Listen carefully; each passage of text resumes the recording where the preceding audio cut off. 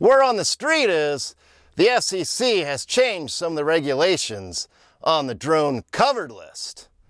Now, some of it's good news, but yeah, most of it's bad news. Who are we kidding? Let's go ahead and get into it.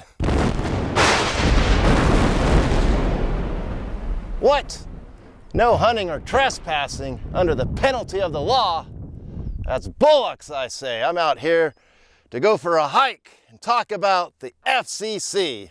Since the last video I made, which came out just a little over a month ago, talking about the covered list, seems the FCC has gone ahead and made some regulation changes.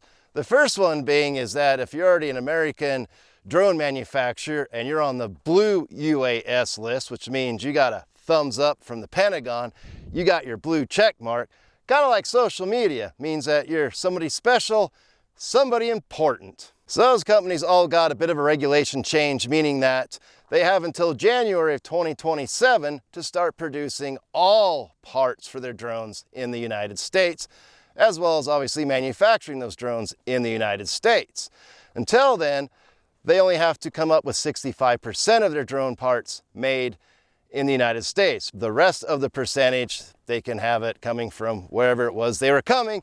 And a lot of that's probably from a country we all might know as China. Now, the good news on that is it's going to force American drone manufacturers to start producing all parts and all drones in the United States. So down the road, that gives us a little bit of hope, right? And now for the really amazing bad news. The FCC has also given a January 2027 deadline that, well, a year from now, we won't be able to do firmware updates on our current drones. We're just into February, and it's freaking awesome out right now. It's just warm and wonderful, which is why I'm taking this nice little trot down the path. But hey, what that means is if you were to go out and buy a Mavic 4 Pro or a Mini 5 Pro, or even batteries like I've just recently done for my Mavic 3s, you're not going to be able to use those because you're not going to be able to do a firmware update. You're not going to be able to take off and fly without that initial firmware update.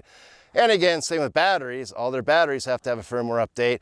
You got to bring them out of the sleep mode. You got to update them so they start working right. So right now, that's wow, that's a, you know what, FCC, that's a really below the belt hit. To go ahead and say that all drones that are foreign made, all DJI products that already have your FCC approval, that you can continue using those, and made us all feel a little bit better about what's going on. But then to pull that one out, that's hitting below the belt. That pretty much is what I'm calling a really below the belt backdoor ban on DJI, Autel, and just, I mean, let's face it, those are the two main companies you guys are going after. That gives us less than a year to figure out what it is that we're gonna do for our individual selves to keep our drones up in the air. Whether you're a hobbyist, you fly professionally, either way, come this time next year, again, we can't do firmware updates. All right, my rant's over. I had to get my rant out of the way, but hey, I'm just as pissed off as everybody else in the drone world,